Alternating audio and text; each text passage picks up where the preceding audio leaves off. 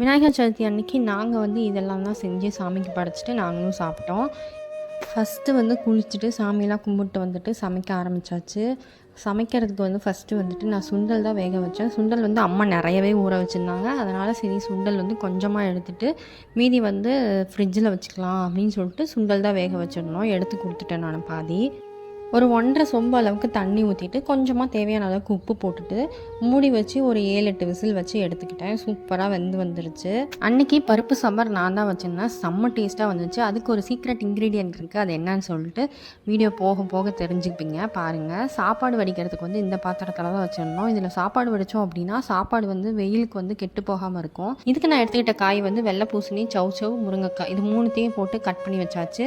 வெங்காயம் தக்காளி போட்டு தாளிச்சிட்டு காயை வந்து போட்டு கொஞ்சம் நல்லா வேக வச்சு எடுத்துக்கலாம். இப்போ நல்லா வெந்து வந்துருச்சு. இதில் வேக வச்ச பருப்பையும் ஆட் பண்ணிக்கோங்க. பருப்பு கூட வந்து நம்ம மிளகு, சீரகம், பூண்டு இதெல்லாத்தையும் போட்டு வேக வச்சுருந்தேன். ஒரு குட்டி டம்ளரில் 1 டம்ளரு. இதுதான் அந்த சீக்ரெட் இன்க்ரீடியன்ட், எங்கள் அம்மாவோட சாம்பார் பொடி. இது வந்து உங்களுக்கு வேணும் அப்படின்னா மெசேஜ் பண்ணுங்கள், இல்லைனா வந்துட்டு இன்ஸ்டாகிராமில் போய்ட்டு டிஎம் பண்ணுங்கள். பொங்கல் வந்து அம்மா சைடில் பண்ணிகிட்டு இருந்தாங்க. பொங்கல் வச்சாச்சு. பொங்கலுக்கு வந்து நாங்கள் நட்ஸ் எல்லாத்தையும் அரைச்சி போடுவோம். அது வந்து டேஸ்ட் நல்லாயிருக்கும். இது வந்து சுண்டலுக்கான தாளிப்பு. எண்ணெய் ஊற்றி கடுகு, பச்சை மிளகாய், வெங்காயம், கருவேப்பிலை இது எல்லாத்தையும் போட்டு வேக வச்ச சுண்டலையும் போட்டு தேங்காய் போட்டு இறக்கணும் அப்படின்னா சூப்பராக ரெடி ஆயிரும். சுண்டல், சாதம், குழம்பு இது எல்லாமே ரெடி பண்ணியாச்சு. பொங்கலும் ரெடி பண்ணியாச்சு. இப்போ கடைசியாக வந்து விநாயகருக்கு ரொம்ப ரொம்ப பிடிச்ச மோதகம் தான் செஞ்சிட்ருக்கோம்.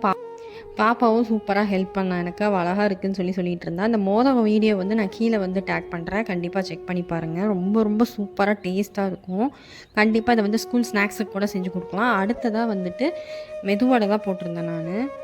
இது எல்லாமே ரெடி ஆகிடுச்சு. சாதம், மெதுவடை, குழம்பு, ரசம், அது கூடவே வந்துட்டு பொங்கல். ஃபஸ்ட்டு காட்டினதை வந்து சாமிக்காக உப்பு போடாமல் செஞ்சது. இது வந்து நமக்காக. அதுக்கப்புறம் மோதகம், அதுக்கப்புறம் சுண்டல், இது எல்லாமே சூப்பராக ரெடி பண்ணியாச்சு. அன்றைக்கி சாமியும் சூப்பராக கும்பிட்டாச்சு. நாங்கள் கும்பிடும்போது கிட்டத்தட்ட ஒரு 3 மணி 2:45, 3 இருக்கும்.